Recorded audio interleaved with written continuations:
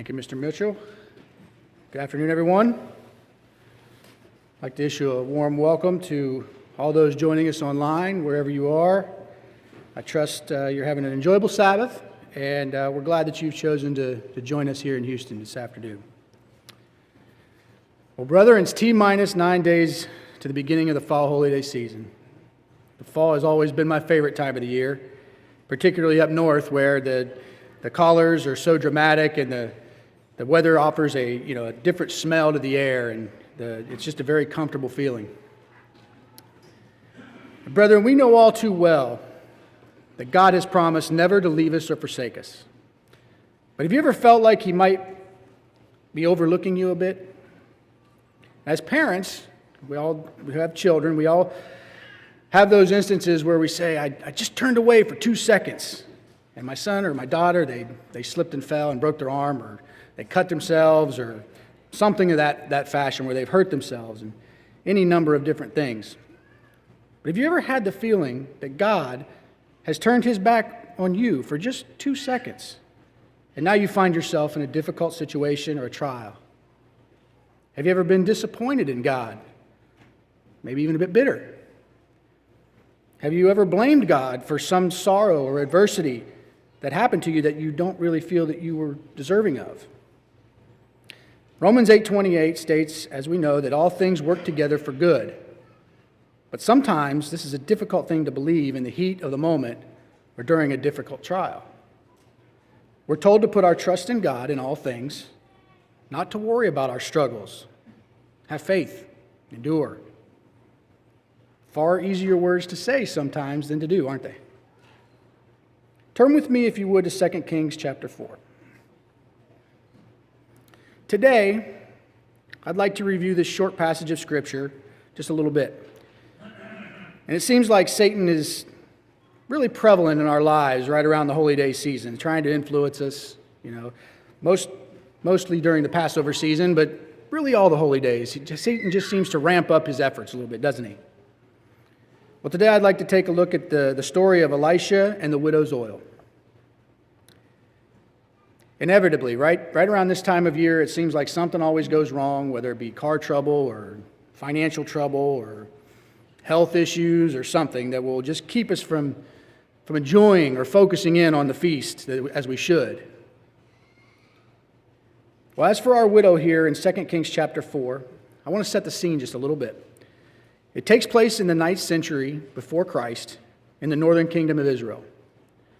The moral and spiritual state of the nation, to say the least, was deplorable. Just before this, the king Ahab and Jezebel ruled the nation, and they had introduced Baal worship to the nation of Israel. Now their son, King Jehoram, he's under control of the nation, and he's not only encouraging it, he's greatly encouraging the worship of the golden calf rather than obeying the true God of Israel. 600 years before, Moses had given the people God's conditions for blessing in the land, and they were simply this: worship the Lord only and obey His commandments, and you will prosper. You will be blessed in every way, materially and spiritually. But if you turn from the Lord and you worship idols, you will be cursed in every way, materially and spiritually. Simple cause and effect, right? Well, the impression that it left, it seems that if you saw a prosperous person, you know that they were following God's way of life pretty well. But if you saw a poor person or someone enduring trials, well, that would tell you that there's something wrong. They're not quite doing things the way they should. Well, brethren, as we know, it isn't that simple. Even though the nation was engulfed in idolatry, not everyone in Israel had fallen into Baal worship. There were some who remained true to God instead of falling into idolatry. Elisha, who was God's chief prophet at this time, instructed and led the other prophets in Israel. These men were the faithful few that God had chosen to keep His church alive and well. Surely God would demonstrate through them the spiritual and material prosperity that He had promised to the faithful. But instead, 2 Kings chapter 4, we're introduced with the seemingly inconsistency before our very eyes. Chapter 4, verse 1. A certain woman of the wives of the sons of the prophets cried out to Elisha, saying, Your servant, my husband, is dead. And you know that your servant feared the Lord, and the creditor is coming to take my 2 sons as slaves. You can just see her going to Elisha. Your servant, my husband, revered the Lord. You knew him well, and now he's dead. Why has God allowed this to happen to us? Why didn't the promises of prosperity, the righteousness for the righteous come true for us? Why did my husband die in the prime of his life before he could straighten out our financial difficulties and provide for his family? It's just not fair. How many times, brethren, have we uttered those very same words? It's just not fair. I've lost a good husband, and now I'm going to lose my sons to slavery and have to pay his debts. Someone else is going to own them like property. Hearkening back to Leviticus 25, verses 39 through 55, when it talks about slavery. She had a valid complaint. She, no doubt, had supported her husband in his vision and his goals. She had been a supportive wife, but after his death, she used up all of their resources to try and satisfy the debts. And now she was reduced to nothing. There just wasn't anything left. Or so she thought. Now, not only has she lost her husband, she's going to lose her sons as well, her family, which was bad enough. But at this time in history, brethren, it brought additional hardship. There would be no one there to take care of her when she was old. You see, families took care of their parents then much more than they do today. There was no Social Security, no pension, no old folks' home where they could go for care. It meant she faced loneliness, bereavement, destitution, despair, and even an early death because everything she had was gone and she had no way to care for herself. God did institute, however, special provisions for the widow and the orphan. First off, the husband's family was to take care of them if he had one. Secondly, the community was supposed to help. This is something they were apparently remiss in this occasion. Special tithes were taken that were there to provide for their care. They were supposed to glean in the fields and vineyards to get food, and they were not supposed to be oppressed or taken advantage of.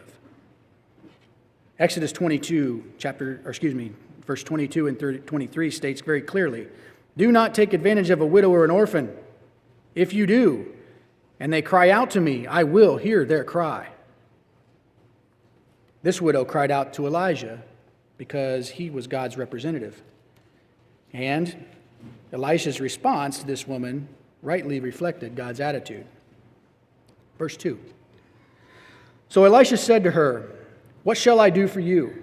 Tell me, what do you have in the house? And she said, Your maidservant has nothing in the house but a jar of oil. Elisha was sensitive to her circumstances. He was concerned. He was compassionate. And he was willing to be involved, just as God was. Then he asked her another question. Tell me, what do you have in your house? And this is actually, brethren, a very important question to ask because God would use what she had to start with. He would perform a miracle, but he would also demonstrate his majesty by multiplying what little she already had. Brethren, God multiplies what we surrender to him. Remember when Moses was terrified about meeting Pharaoh and telling him to let Israel go? And God said, What is that in your hand? Moses' shepherd's staff became the rod of God and a symbol of God's power. Remember when Jesus fed the 5,000? He started with 5 loaves of bread and 2 fish. When he multiplied to feed the multitude of about maybe somewhere around 10,000 because 5,000 men were numbered. Brethren, it's a very important lesson that we need to consider in this is that God uses whatever we surrender to him, no matter how insignificant it seems. 2 Kings 4, verse 2, notice her answer. She says, Your servant has nothing there at all except a little oil. All she had was a little bit of olive oil, which, granted, was a necessary commodity at the time. They used it for all kinds of things, food, cosmetics, even for medicine. But she had very little, not even enough for herself, and so she disparaged what she did have. Do we do this? Do we overlook what little we have as meaningless? Are we spoiled by the blessings this country has so richly enjoyed for as long as we can remember, to the point where we undermine the value of what we do have, not to mention God's ability to bless us abundantly with it? God says, I want you to trust me. I want you to live by faith. I want you to serve me. How do we respond? How can I? I don't have any talents. I don't have any resources. I have nothing. God never made a nothing. He asked you to surrender whatever you do have and whatever you are, and He'll multiply it to accomplish what He has chosen for you to do. You see, God wants us to be actively cooperating with Him and depending on Him. There's always a market for the widow's olive oil. All she needed was for God to supply her with more of it. Look at verse 3. Then He said, Go, borrow vessels from everywhere, from all your neighbors, empty vessels. Do not gather just a few. Why do you suppose Elijah asked her to do this? Well, why couldn't the jar be multiplied as well as the oil? Seems like a much easier fix. Well, I think one reason is that it required faith for her to go around to every neighbor and ask for those empty jars. It couldn't have been that easy. Everyone knew the situation that she faced. It was probably a bit embarrassing. But it took faith to obey Elisha. She was probably nervous, maybe fearful that it wasn't going to work. Well, the truth is, it didn't matter, brethren, how she felt. She acted with her will to obey Elisha. Her boldness and her personal effort combined with her faith is the point here. She acted appropriately despite the possible feeling of fear or discouragement she was having. I can visualize in my mind's eye and seeing her and her two boys as they scurried around from house to house to ask for the jars and bringing them back to the house until there was no more to get. A second reason possibly that Elisha asked her to do this is that he wanted to remind the community of their responsibility to her, which they were not fulfilling. You see, they should have helped her. They should have all pitched in and helped pay the debt so that her sons would not be taken. They simply were not obeying God's law here. And now every family in the community was involved in contributing something. Not too different from what we do today, is it? To give you a small example, each year we have the Lake Livingston Campout. So many hands go to helping make this a successful campout each year. It's for the entire congregation. A couple of weeks ago, a group of 23 people went out to the Casey's home and spent the day cutting, splitting, and stacking wood. 5 to 6 cords of wood, to be exact. It's a simple act of service that helps others to have an enjoyable time. The Casey family has been supplying anywhere from 5 to 7 cords of wood every year on their own for as long as I can remember. And if you don't know, a cord of wood, it's a stack of wood 4 feet high by 4 feet wide by 8 foot long. It's a lot of wood. And to put it a little more perspective, growing up north in Ohio, my family, we didn't have a furnace. That's what we heated our homes with, was wood. And for the entire year, we used 4 to 6 cords of wood. Let's look at verse 4. And when you have come in, you shall shut the door behind you and your sons, then pour it into all those vessels and set aside the full ones. She stood with her 2 boys in the privacy of her own home. I imagine that room was filled with empty jars. Elisha had said to shut the door. But this is not going to be a public spectacle. This is going to be a very private miracle for her and her sons. God was essentially being a husband and a father in a very tangible way to this little family. Using our imagination for a minute, you can see the suspense as she took the first donated jar and her small half-filled jar of oil, and she started to pour. She poured and she poured. The oil kept coming until the jar was full.